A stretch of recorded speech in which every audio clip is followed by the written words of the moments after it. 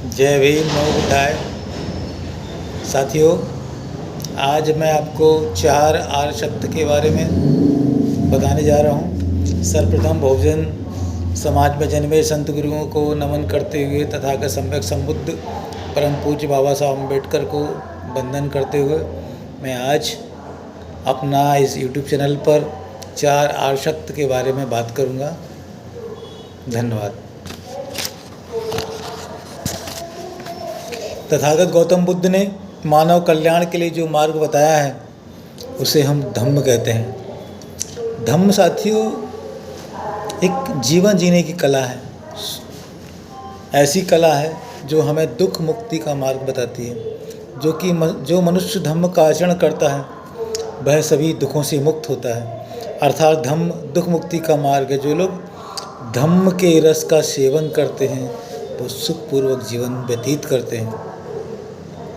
इसीलिए तथागत गौतम बुद्ध ने आर्य अष्टांगिक मार्ग की धम्म देशना दी, 4 आर्य सत्यों की देशना दी। इसे तथागत गौतम ने मध्यम मार्ग कहा है। मनुष्य को चाहिए कि सदैव कुशल कर्म करे, अकुशल ना करे और चित्त की शुद्धि करे। यही धम्म मार्ग है। संसार में आज भी लोग धम्म का आचरण करते हैं, वो सुख और शांति से जीवन यापन करते हैं। बौद्ध जीवन पद्धति दुनिया की सर्वश्रेष्ठ जीवन पद्धति मानी जाती है। बौद्ध धर्म में दान, शील, प्रज्ञा ये भावना का बहुत महत्व है। इसका अभ्यास दैनिक जीवन में हमें निरंतर किया जाना चाहिए। प्रत्येक महाअष्टमी, अमावस्या, पूर्णिमा के दिन अष्टशील का पालन करना चाहिए।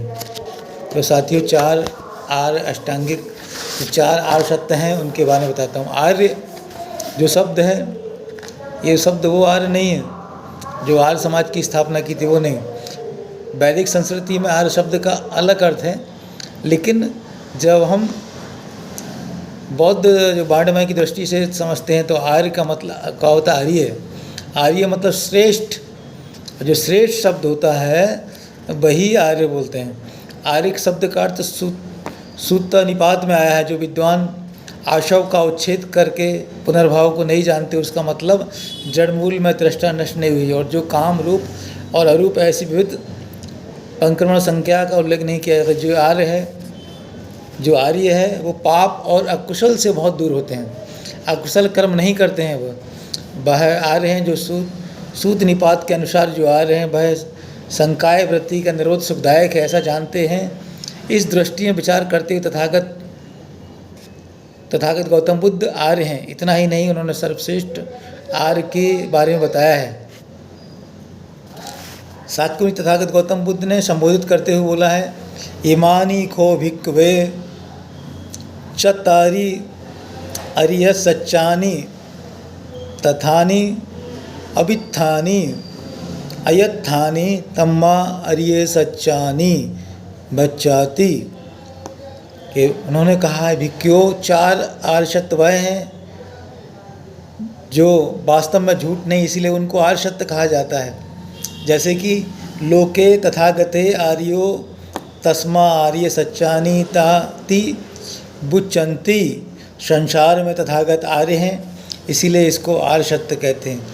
विशुद्धि मार्ग में आर्य सच्चानी आर्य सत्य है, आर्य है, ऐसा सम्यक ज्ञान करते हैं, इसीलिए इसको आर्य सत्य कहा जाता है।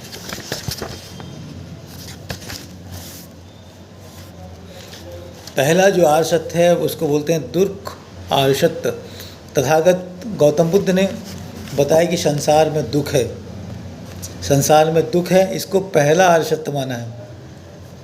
इसका दुख का वर्णन करते हुए उन्होंने बोला है, ऐसा जब पृथ्वी में आदमी पैदा होता है तो उसका जन्म जो है वो दुख से होता है। जरा दुख है, व्याधि दुख है, मरण दुख है, अप्रिय का संयोग दुख है, प्रिय का वियोग दुख है, इसकी इच्छा को जो मिलना है, संक्षेप में 5 उपादान दुख है, सब दुख है। दीघ निकाय में बोला है। मतलब दुख का मार्ग जब आदमी पैदा होता है तो दुख से पैदा होता है, क्योंकि जब पैदा होता है तो कोई भी रोते हुए पैदा होता है। उसकी माँ को भी दुख होता है। अगर किसी के शरीर में कुछ बीमारी हो जाती है तो दुख होता है। अगर व्यक्ति की मृत्यु हो जाती है तो दुख होता है। कोई हमारा प्रिय व्यक्ति हो, वो प्रिय व्यक्ति कहीं हमसे दूर चला जाता है तो दुख हो जाता है। तो प्रिय का वियोग दुख है और अप्रिय घटना है वो हमारे जीवन में हो जाती है तो हमें दुख होता है। तो पहला जो आर्य सत्य है वो दुख है। सिद्धार्थ गौतम बुद्ध ने अपना घर का त्याग किया उसको और आर्य सत्य को खोजने के लिए ध्यान मुद्रा में बैठे। उन्होंने जो विचार किया कि संसार में दुख है और दुख पर चिंतन मनन करना चाहिए और दुख मुक्ति का जो मार्ग उन्होंने खोज निकाला वही दुख मुक्ति का मार्ग है। तो जिस प्रकार दुख होता है वो उन्होंने लिखा है जन्म। जिस प्रकार प्राणी का उस योनि में जो कि भौतिक और अभौतिक स्कंद का प्रादुर्भाव होता है, इसका प्रतिलोभ होना, इसको जाति कहा गया। इसका जो मनुष्य जन्म लेता है, जन्म होते ही जो वेदना होती है उस वेदना को उसकी माँ ही समझ सकती है।